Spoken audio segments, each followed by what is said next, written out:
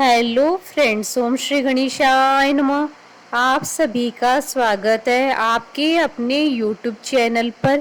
Friends, आज हम आपको इस वीडियो में बताने जा रहे हैं साल 2021 के वट सावित्री व्रत की शुभ मुहूर्त, पूजा विधि, पूजा सामग्री, पौराणिक व्रत कथा, जिसको सुनने मात्र से ही होगी अखंड सौभाग्य की प्राप्ति और संतान की लंबी आयु, और वट सावित्री व्रत के महत्व के बारे में। फ्रेंड्स, वीडियो शुरू करने से पहले आपसे रिक्वेस्ट है, अगर आप हमारे चैनल पर नए हैं और आपने अभी तक चैनल को सब्सक्राइब नहीं किया है तो प्लीज सब्सक्राइब कीजिएगा चैनल को, साथ ही प्रेस कीजिएगा बेल आइकन को, जिससे नए वीडियो से रिलेटेड नोटिफिकेशन आपको तुरंत प्राप्त हो सके। और वीडियो पसंद आने पर वीडियो को लाइक और शेयर जरूर कीजिएगा, ताकि सभी भक्तों को इस वीडियो का लाभ प्राप्त हो सके। और कमेंट बॉक्स में ओम श्री गणेशाय नमः जरूर लिखिएगा। हिंदू पंचांग के अनुसार हर साल ज्येष्ठ मास के कृष्ण पक्ष की अमावस्या को वट सावित्री व्रत रखा जाता है। इसे वट अमावस्या और सावित्री अमावस्या के नाम से भी जाना जाता है। इस दिन सुहागन महिलाएं अपने पति की लंबी आयु, अखंड सौभाग्य और संतान प्राप्ति की कामना के लिए व्रत रखती हैं तथा बरगद के पेड़ की पूजा करती हैं और उनके चारों ओर परिक्रमा लगाती हैं। धार्मिक मान्यताओं के अनुसार ऐसा करने से पति को लंबी आयु प्राप्त होती है, जिससे सुहागनों का अखंड सौभाग्य बना रहता है। इस साल वट सावित्री व्रत 10 जून 2021 को है। इस दिन सुहागन महिलाएं वट वृक्ष की पूजा करती हैं तथा बरगद के वृक्ष की 7, 11, 21, 51 या 101 आदि सामर्थ्य के अनुसार परिक्रमा करती है और 7 बार कच्चा सूत लपेटती हैं। पुराणों के अनुसार वट वृक्ष में ब्रह्मा, विष्णु और महेश तीनों का वास होता है। वट सावित्री व्रत में वट और सावित्री दोनों का एक खास महत्व माना गया है। पीपल की तरह ही वट या बरगद वृक्ष का भी विशेष महत्व होता है। ऐसी मान्यता है कि वट वृक्ष के नीचे बैठकर ही सावित्री ने अपने पति सत्यवान को दोबारा जीवित कर लिया था। दूसरी कथा के अनुसार मार्कंडेय ऋषि को भगवान शिव के वरदान से वट वृक्ष के पत्ते में पैर का अंगूठा चूसते हुए बाल मुकुंद के दर्शन हुए थे। तभी से वट वृक्ष की पूजा की जाती है। वट वृक्ष की पूजा से घर में सुख, शांति और धन लक्ष्मी का वास होता है। इस दिन महिलाएं सत्यवान और सावित्री और यमराज की पूजा करती हैं। व्रती महिलाओं को इस दिन सत्यवान और सावित्री की कथा को विशेष तौर पर सुनना चाहिए। फ्रेंड्स, अब आइए जानते हैं वट सावित्री व्रत के शुभ मुहूर्त के बारे में। हिंदू पंचांग के अनुसार इस बार वट सावित्री व्रत 10 जून 2021 गुरुवार के दिन है। अमावस्या तिथि प्रारंभ होगी 9 जून 2021 को दोपहर 1:57 पर और अमावस्या तिथि का समापन होगा अगले दिन 10 जून 2021 को शाम 4:20 पर और व्रत का पारण होगा 11 जून 2021 शुक्रवार के दिन। फ्रेंड्स, अब आइए जानते हैं वट सावित्री व्रत के लिए क्या क्या पूजा सामग्री आवश्यक होती है। सत्यवान सावित्री की मूर्ति, धूप, मिट्टी का दीपक, घी, फूल, फल, लाल धागा, कलश, मौसमी फल, पूजा के लिए लाल कपड़े, सिंदूर, कुमकुम, रोली, चढ़ावे के लिए पकवान, अक्षत, हल्दी व 16 श्रृंगार के सामान। इसके अलावा वट वृक्ष के लिए बांस का पंखा और रोली, साथ ही जल से भरा हुआ पात्र और रोली।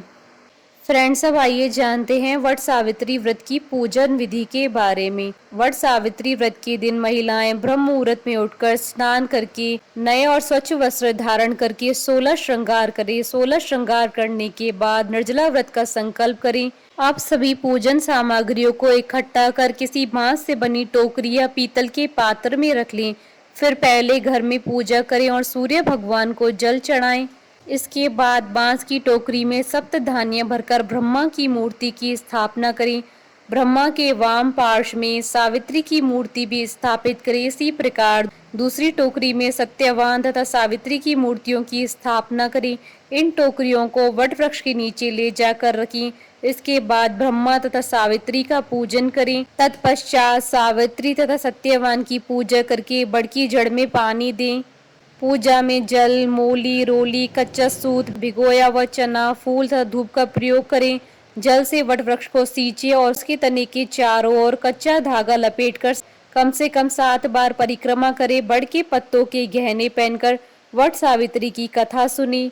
भीगे हुए चनों का बायना निकालकर नगद रुपए रखकर सासू जी के चरण स्पर्श करें। यदि सास वहां न हो तो बायना बनाकर उन तक पहुंचाएं। व्रत तथा सावित्री की पूजा के पश्चात प्रतिदिन पान, सिंदूर तथा कुमकुम से सौभाग्यवती स्त्री की पूजन का भी विधान है।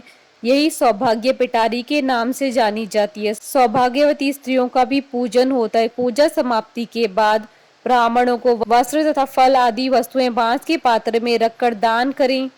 वट वृक्ष का पूजन समाप्त होने के बाद आप अपने घर आकर पति को बांस का पंखा झेलें और उन्हें पानी पिलाएं। पति को पानी पिलाने के बाद आप अगले दिन 11 चने और वट वृक्ष की लाल रंग की कली को पानी से निकलकर अपना व्रत संपन्न करें। फ्रेंड्स, अब आइए आरंभ करें वट सावित्री व्रत की पौराणिक कथा। भद्र देश के एक राजा थे जिनका नाम अशुपति था। भद्र देश के राजा अशुपति के कोई संतान न थी। उन्होंने संतान की प्राप्ति के लिए मंत्रोच्चारण के साथ प्रतिदिन 1,00,000 आहुतियां दी। 18 वर्षों तक यह क्रम जारी रहा। इसके बाद सावित्री देवी ने प्रकट होकर वर दिया कि हे राजन, तुझे एक तेजस्वी कन्या पैदा होगी। सावित्री देवी की कृपा से जन्म लेने के कारण से ही कन्या का नाम सावित्री रखा गया। कन्या बड़ी होकर बेहद रूपवान हुई। योग्य वर न मिलने की वजह से सावित्री के पिता दुखी थे। उन्होंने कन्या को स्वयं वर तलाशने के लिए भेजा। सावित्री तपोवन में भटकने लगी। वहां साल्व देश के राजा धूम्रसेन रहते थे। क्योंकि उनका राज्य किसी ने छीन लिया था, उनके पुत्र सत्यवान को देखकर सावित्री ने पति के रूप में उसका वरण किया। ऋषि राज नारद को जब यह बात पता चली तो वह राजा अशुपति के पास पहुंचे और कहा कि हे राजन, यह क्या कर रहे हैं आप? सत्यवान गुणवान है, धर्मात्मा है और बलवान भी है, पर उसकी आयु बहुत छोटी है। वह अल्प आयु है। 1 वर्ष के बाद ही उसकी मृत्यु हो जाएगी। ऋषि राज नारद की बात सुनकर राजा अशुपति घोर चिंता में डूब गए।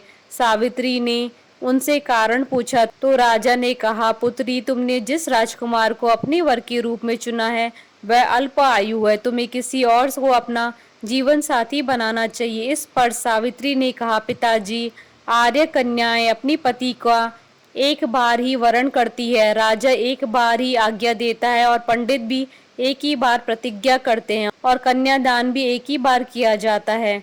सावित्री हट करने लगी और बोली, मैं सत्यवान से ही विवाह करूंगी। राजा अशुपति ने सावित्री का विवाह सत्यवान से कर दिया। सावित्री अपने ससुराल पहुंचते ही सास ससुर की सेवा करने लगी।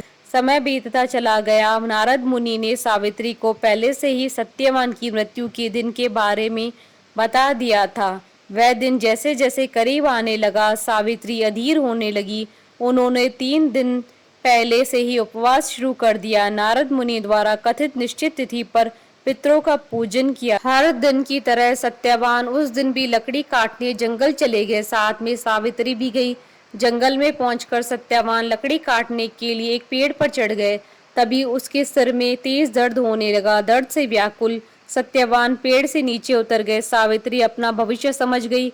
सत्यवान के सिर को गोद में रखकर सावित्री सत्यवान का सिर सहलाने लगी। तभी वहां यमराज आते दिखे। यमराज अपने साथ सत्यवान को ले जाने लगे। सावित्री भी उनके पीछे पीछे चल पड़ी। यमराज ने सावित्री को समझाने की कोशिश की कि यही विधि का विधान है, लेकिन सावित्री नहीं मानी। सावित्री की निष्ठा और पति परायणता को देखकर यमराज ने सावित्री से कहा, हे देवी, तुम धन्य हो, तुम मुझसे कोई भी वरदान मांगो। सावित्री ने कहा, मेरे सास ससुर वनवासी और अंधे हैं, उन्हें आप दिव्य ज्योति प्रदान करें। यमराज ने कहा, ऐसा ही होगा, जाओ अब लौट जाओ। लेकिन सावित्री अपने पति सत्यवान के पीछे पीछे चलती रही। यमराज ने कहा, देवी, तुम वापस जाओ। सावित्री ने कहा, भगवान, मुझे अपने पति देव के पीछे पीछे चलने में कोई परेशानी नहीं है। पति के पीछे चलना मेरा कर्तव्य है। यह सुनकर उन्होंने फिर से उनसे एक और वर मांगने के लिए कहा। सावित्री बोली, हमारे ससुर का राज्य छिन गया है, उसे पुनः वापस दिला दें। यमराज ने सावित्री को यह वरदान भी दे दिया और कहा, अब तुम वापस लौट जाओ। लेकिन सावित्री पीछे चलती रही। यमराज ने सावित्री को तीसरा वरदान मांगने को कहा। इस पर सावित्री ने 100 संतानों और सौभाग्य का वरदान मांगा। यमराज ने इसका वरदान भी सावित्री को दे दिया। सावित्री ने यमराज से कहा कि प्रभु, मैं एक पतिव्रता पत्नी और आपने मुझे पुत्रवती होने का आशीर्वाद दिया। यह सुनकर यमराज को सत्यवान के प्राण छोड़ने पड़े। यमराज अंतर्ध्यान हो गए और सावित्री उसी वट वृक्ष के पास आ गई जहाँ उसके पति का मृत शरीर पड़ा था। सत्यवान जीवित हो गया और दोनों खुशी खुशी अपने राज्य की ओर चल पड़े। दोनों जब घर पहुंचे तो देखा कि माता पिता को दिव्य ज्योति प्राप्त हो गई। इस प्रकार सावित्री सत्यवान चिरकाल तक राज्य सुख भोगते रहे। अतः पतिव्रता सावित्री के अनुरूप ही प्रथम अपने सास ससुर का उचित पूजन करने के साथ ही अन्य विधियों को प्रारंभ करे। वट सावित्री व्रत करने और इस कथा को सुनने से उपासक के वैवाहिक जीवन या जीवन साथी की आयु पर किसी भी प्रकार का कोई संकट आया भी हो तो वह टल जाता है। हमारे साथ इस वीडियो में अंत तक बने रहने के लिए आपका धन्यवाद। ओम श्री गणेशाय नमः।